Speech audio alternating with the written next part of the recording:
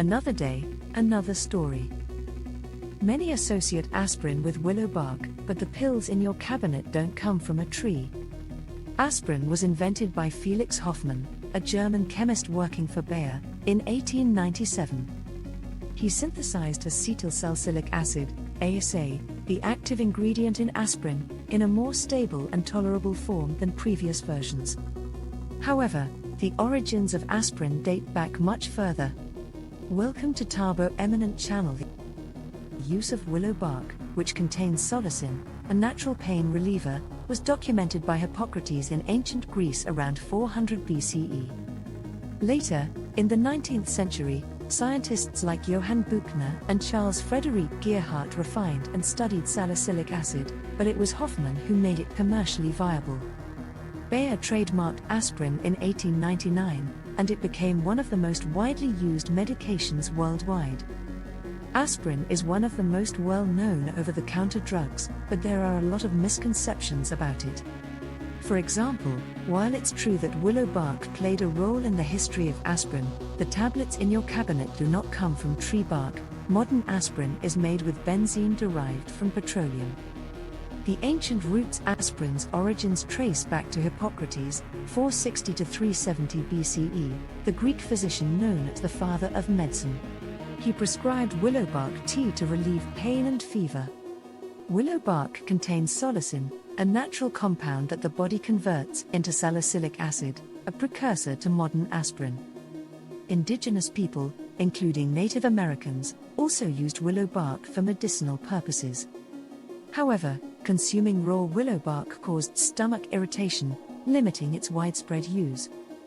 Felix Hoffmann and Bayer's role, 1897. Decades later, in 1897, German chemist Felix Hoffmann, working at Bayer, rediscovered Gerhardt's formula. His goal was personal. His father suffered from arthritis, and salicylic acid upset his stomach. Hoffmann modified the compound to create a more stable and less irritating form, acetylsalicylic acid, ASA. Bayer patented the drug in 1899, naming it aspirin, from A for acetyl, spur from spirea, a plant rich in salicin, and in, a common suffix for medicines. Aspirin was never really made directly from willow bark, either. The first known person to produce acetylsalicylic acid, aka aspirin, made it with salicin, which naturally occurs in plants like willow, meadowsweet and myrtle. However, in the late 19th century, scientists began making acetylsalicylic acid by converting benzene into phenol, and phenol into salicylic acid. This is the only kind of aspirin that has ever been sold commercially.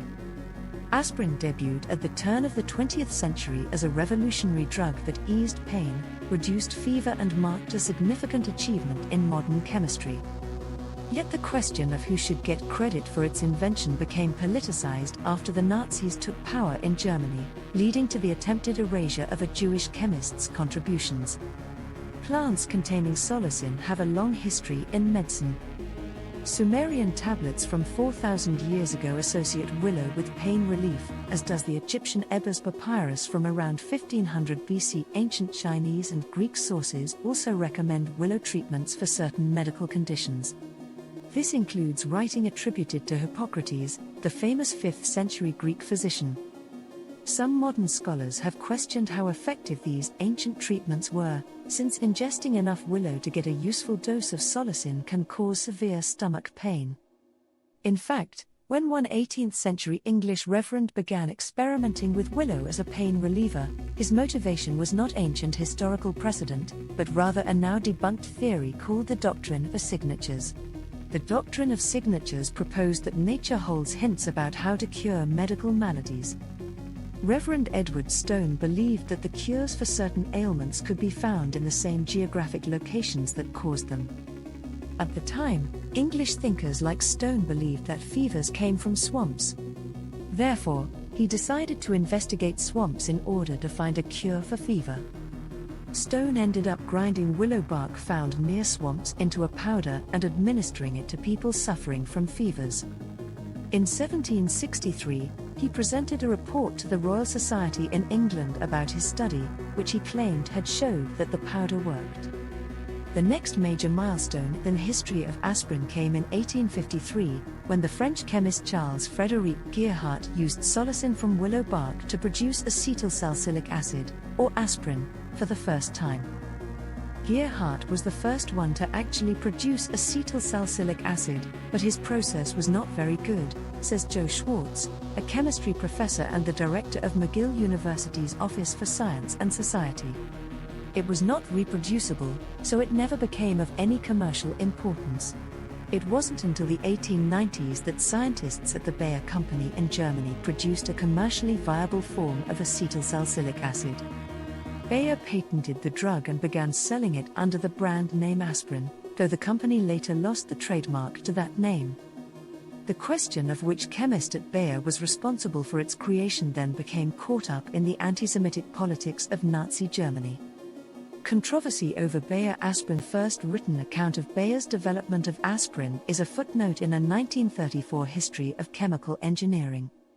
This footnote credits Bayer chemist Felix Hoffmann with developing aspirin, and claims he was inspired by his father's struggle with chronic pain to create a drug that eased pain yet was easier on the stomach than existing remedies. Hoffmann's synthesis relied on a process that German chemist Hermann Kolbe had developed to convert benzene into phenol, and phenol into salicylic acid. In 1897, Hoffmann used salicylic acid created through this process to produce acetylsalicylic acid, or aspirin. Yet Schwartz says that's not the whole story. It was actually Arthur Eichengrun, Hoffmann's boss, who told Hoffmann to try to convert salicylic acid into a substance that was more acceptable in terms of intestinal upset, he says. Eichengrun was Jewish, and this may explain why the 1934 footnote, published a year after Adolf Hitler and the Nazi Party seized power in Germany, doesn't mention him. Eichengrun later wrote a letter to Bayer from a concentration camp where he described exactly the progress of events and how he had told Hoffmann to synthesize aspirin, Schwartz says. In 1949, Eichengrun published a paper in Pharmacy repeating his claims that he had instructed Hoffmann to synthesize aspirin and that Hoffmann had not independently come up with the idea. Modern scholarship has since affirmed Eichengrun's role in the creation of aspirin. Discovery that aspirin is a blood thinner, and modern guidance since aspirin's invention, scientists have continued to learn new things about its effects on the human body. In the 1950s, California Dr. Lawrence Craven published papers arguing that aspirin is an anticoagulant that can prevent blood clots. Further studies confirmed that aspirin is a blood thinner and an anti-inflammatory drug. In 1982, British pharmacologist John R. Vane won a Nobel Prize for his research into how aspirin works. Scientists have also discovered some negative effects of aspirin. Taking too much of it can lead to gastrointestinal problems like ulcers. In recent years, medical experts have switched from recommending that older adults regularly take low-dose aspirin to avoid blood clots, to recommending that only older adults with certain risk factors, cardiovascular disease, regularly take low-dose aspirin. Basically, the current guidance varies from person to person. As aspirin is something that scientists continue to study, there will likely be new things we learn about it in the future. Thanks for watching. Request you to subscribe the channel.